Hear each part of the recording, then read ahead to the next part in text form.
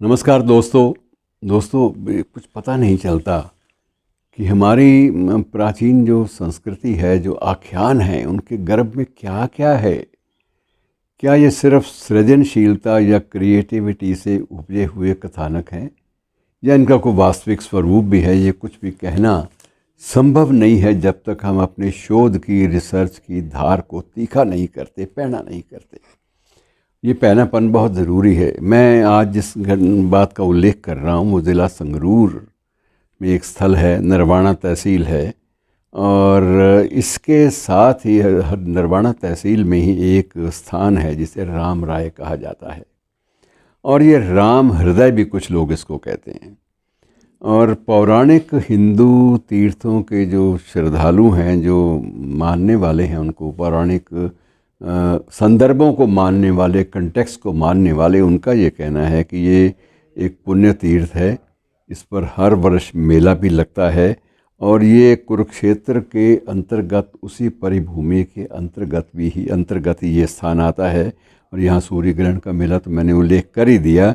और ऐसी जनश्रुति है कि ये वही स्थान है जहाँ परशुराम ने अपने रुद्र रूप का प्रदर्शन किया था। उन्होंने कितने ही अहंकारी राजाओं का यहाँ पर विनाश किया था, और इसलिए ये भी माना जाता है कि ये बलि भूमि है उन अहंकारी राजाओं की। तो बलि भूमि के रूप में भी इसका प्रयोग होता है, इसका उल्लेख आता है। और यहाँ से कुछ ही दूरी पर एक स्थान है जिसे उजड़ खेड़ी के नाम से पुकारा जाता है, और वो उजड़ खेड़ी वही स्थल है जिसे राखी गढ़ी के रूप में हम लोग आज जानते हैं।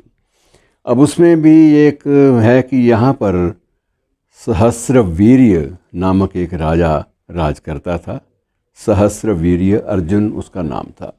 अर्जुन के वंश में भी कुछ लोग कहते हैं कि आता था, लेकिन इस बात की पुष्टि पौराणिक ग्रंथों में भी पूरी तरह से नहीं होती। बहरहाल इतना ज़रूर है कि ये सहस्रवीर्य राजा जो है यहाँ पर उसका शासन था। और एक बार ये भी हुआ था कि इसी सहस्रवीर्य और परशुराम के पिता जमदग्नि के मध्य बड़ा भीषण युद्ध हुआ था। और उस युद्ध में जमदग्नि जो है वो जीवित नहीं बच पाए सशरीर।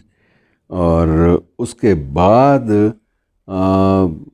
परशुराम ने, अर्थात जमदग्नि ऋषि की संतान ने, ये प्रण लिया था कि जब तक मैं ऐसे अहंकारी और ऐसे विस्तारवादी क्षत्रिय राजाओं का वंश नष्ट नहीं करूंगा, तब तक मैं चैन नहीं लूँगा।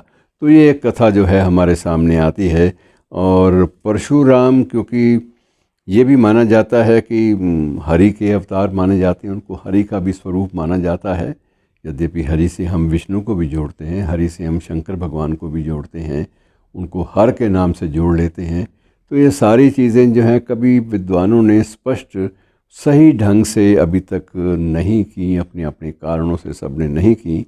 लेकिन जो नामकरण है वो परशुराम को जब हरि परशुराम कहा जाने लगा, तो हरियाणा का नामकरण भी एक मान्यता है कि हरियाणा का नामकरण भी उसी ढंग से किया गया। अर्थात हरि परशुराम द्वारा जिन अहंकारी राजाओं की हत्या की गई थी, उनको समाप्त किया गया था, उनकी बलिदान भूमि ये स्थल है, राम राय जिसे हम कहते हैं। और इस में बड़े बड़े काफ़ी ऋषि मुनि जो चर्चित हैं हमारे पुराणों में, वो यहीं पर हुए। इनमें कुछ एक और भी ऋषि आते हैं, जैसे भृगु ऋषि हैं, च्यवन ऋषि हैं। ये सारे के सारे इसी क्षेत्र में हुए। और महर्षि च्यवन का स्थान भी नारनौल के बिल्कुल पास ढौसी नामक स्थल जो है वो माना जाता है। यहाँ पर्वत पर वो निरंतर तपस्या करते रहे थे, और उन्हीं के वंश में भार्गव वंश के लोग भी पैदा हुए, सामने आए भृगु के वंश में ही। तो ये एक प्रकार से भृगु ने फिर ग्रंथ कैसे लिखा, भृगु संहिता का उल्लेख पहले भी हम कर चुके हैं एक बार। तो मित्रों, ये हरि अनंत हरि कथा अनंता वाली बात है कि हमारे जो प्राचीन ग्रंथ हैं पौराणिक, उनमें कई बार कुछ कहानियाँ, कुछ कथाएं ऐसी रोचक और ऐसी आप ये मान के चलिए कि क्रिएटिव होती हैं, सृजनशीलता उनमें बाकायदा दिखाई देती है कि उनको थोड़ा सा पढ़ने को और उनको किसी प्रतीक के रूप में उनका अध्ययन करने को, मनन करने को मन भी करता है। धन्यवाद।